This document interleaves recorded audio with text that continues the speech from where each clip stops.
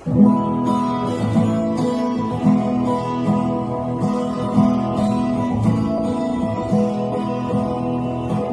makinig, matuto. Manood, makinig at matuto.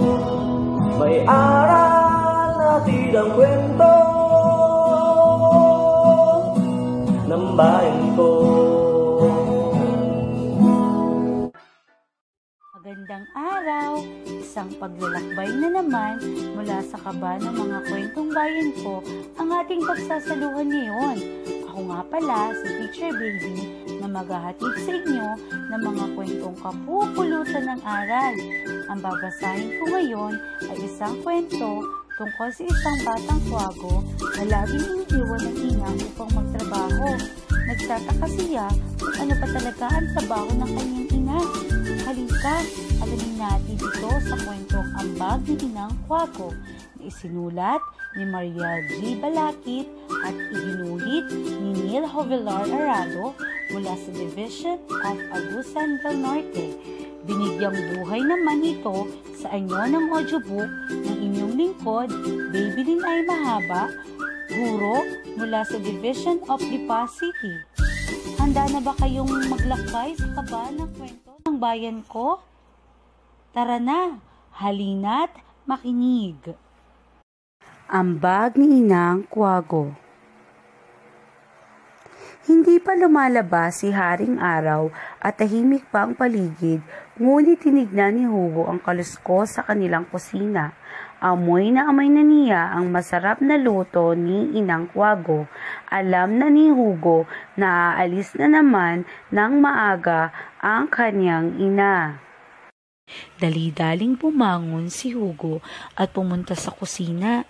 Tapos nang magluto si Inang Kwago. Nakaligo na rin ito at nakabihis na. Bit-bit na niya ang kanyang malaki at kulay pulang bag. Inay, ano na naman ang laman ng iyong bag?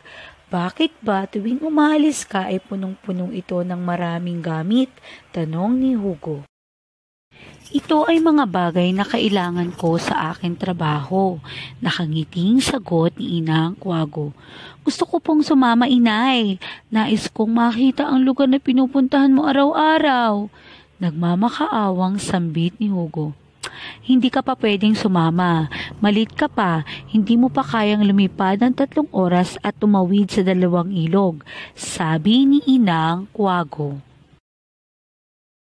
Maliit pa ang pakpak ni Hugo at hindi pa niya kayang lumipad ng malayo at matagal. Umalis na si Inang Kwago at malungkot na naiwan si Hugo sa kanilang bahay. Hindi niya maintindihan kung bakit ayaw siyang isama ng kanyang ina. Mula sa kanilang maliit na bintana ay tanaw ni Hugo ang pag-alis ng kanyang ina. Napapaisip siya kung bakit kahit malayo ang nilalakbay ni Inang Kwago ay matyaga pa rin nitong binibitbit araw-araw ang malaki nitong bag. Magtatakip silip na nang umuwi si Inang Kwago. Magulo ang buhok nito at halatang pagod na pagod. Dali-dali siyang sinalubong ni Hugo. Nagmano ito sabay abot ng isang basong tubig at kinuha ang malaking pulang bag nito na wala ng laman.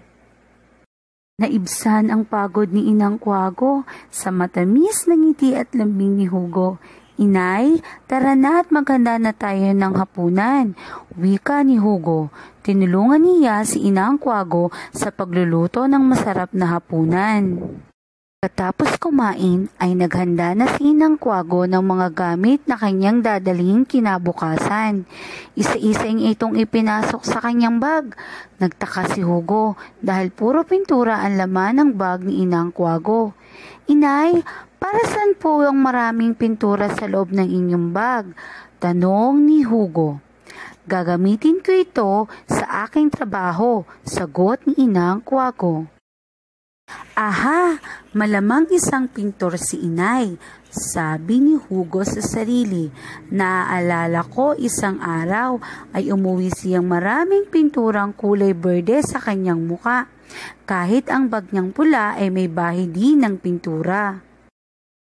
Sa sumunod na araw ay nakita na naman ni Hugo na naglalagay ng maraming tinapay, gatas, candy at biskwit si Inang Kwago sa bag nito. Aba inay, ang daming masasarap na pagkain. Para saan po ito? Nagtatakang tanong ni Hugo. Gagamitin ko ito sa aking trabaho, sagot ni Inang Kwago. Aha! Malamang isang tendera si inay, sabi ni Hugo sa sarili. Siguro ay ibinebenta niya ang lahat ng tinapay, gatas, candy at biskwit sa kanyang pinagtatrabahuhan. Kawawa naman si inay, sana pwede ko siyang tulungan na magbenta ng mga ito. Sa sumunod na araw ay nakita na naman ni Hugo na naglalagay ng maraming basahan, walis tingting at daspan si Inang Kwago sa kanyang malaking bag. Inay, para saan po iyang maraming basahan, walis tingting at daspan sa loob ng inyong bag? Tanong ni Hugo. Gagamitin ko ito sa aking trabaho, Hugo, sagot ni Inang Kwago. Aha! Malamang ay isang janitor si inay, sabi ni Hugo sa sarili, kaya pala napakalinis at napakaayos din ang mga gamit sa loob ng aming munting tahanan. Kumikintab ang aming mga kubyertos na tila'y maraming salamin sa aming kusina. Sa sumunod na araw ay sinilip ni Hugo ang laman ng bag ni Inang Kwago. Nagtaka siya dahil puro gamot ang laman nito. Inay, para saan po iyang mga gamot sa inyong bag? Tanong ni Hugo. Gagamitin ko ito sa aking trabaho, Hugo. Tanging sambit ni Inang Kwago. Aha! Malamang ay isang doktor si inay, sabi ni Hugo sa sarili sabay tingin sa ulap. Naaalala ko nung ako ay nagkasakit at nilagnat. Dinala ako ni inay sa doktor at nakita ko ang kaparehong gamot doon. Patuloy ang pagtataka ni Hugo kung ano nga ba talaga ang trabaho ng kanyang ina. Nais niyang sumama kay Inang Kwago upang masaksihan ang pinagkakaabalahan nito. Ngunit maliit pa siya at hindi pa sapat ang laki ng kanyang mga pakpak. Dumaan ng ilang buwan, unti-unting lumapad ang mga balikat ni Hugo. Lumalaki na ang kanyang mga pakpak, sapat nang makalipad sa malalayong lugar. Sa wakas, maaari na siyang sumama kay Inang Kwago gaya ng ipinangako nito. Isang magandang umaga ang bumungad kay Hugo. Ramdam niya ang haplos ng simoy ng hangin. Nalalasap rin niya ang sarap ng amoy ng luto ni Inang Kwago. Sabik siyang pumangon at inunat-unat ang kanyang mga pakpak. Sa wakas ay makakasama na rin ako sa inyo, masayang sabi ni Hugo sa ina. Maaga silang umalis ng bahay at daladala pa rin ni Inang Kwago ang malaki nitong bag. O halika na Hugo, simulan na natin ang ating paglalakbay, sabi ni Inang Kwago. Sundan mo lamang ako upang hindi ka mawala, dagdag ng ina. Aliw na aliw si Hugo sa kanyang nakikita. Napakalawak ng himpapawid, kay puti ng mga ulap na tila'y sumasabay sa kanilang paglipad. Tanaw niya mula sa ibabaw ang agos ng ilog at ang mga punong sumasayaw sa tugtog ng hangin. Sa kalagitnaan ng kanilang paglipad, naramdaman ni Hugo ang pangangawit ng kanyang mga pakpak. Napatingin siya sa kanyang ina at nagtaka kung bakit hindi baka sa mukha nito ang kapaguran. Sa halip ay ngumingiti pa ito at mas binilisan pa ang paglipad. Mataas na ang sikat ng araw nang masilayan ni Hugo ang telang parihaba na parabang sa kanila ay kumakaway. Sa likod nito ay isang maliit na kubo na napapaliputan ng makukulay na bakod. Inay, ito na po ba ang lugar na iyong pinagtatrabahuhan? Namanghang tanong ni Hugo. Oo Hugo, tara, kanina pa sila naghihintay sa aking pagdating, sagot ng kanyang ina. Pumasok sila sa kubo at namangha si Hugo sa kanyang nakita. Bumungad sa kanya ang isang berdeng pisara. Sa gilid nito ay may maliit na kahong lalagyan ng mga gamot at sa isang sulok naman ay nakahanay ang gamit na panlinis. Iba't ibang uri naman ng mga batang hayop ang nakaupo sa loob na matyagang nag-iintay sa pagdating ni Inang Kwago. Magandang umaga, Gurong Kwago. Sabay-sabay nilang bati. Magandang umaga rin mga bata. Mabuti naman at nandito na kayong lahat. Kasama ko nga pala ang aking anak na si Hugo.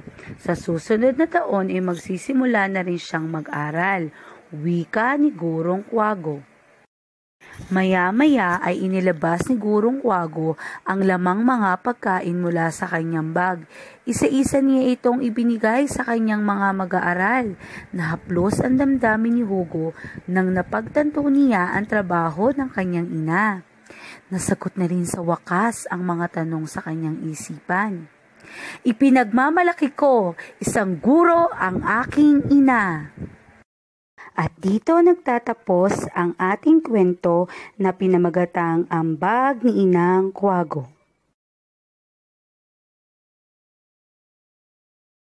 Ang kaban ng mga kwento ng bayan ko ay mula sa amin ng Bureau of Learning Resources at ng mga Learning Resources Management Section ng Kagawaran ng Edukasyon. Manood, makinig at matuto.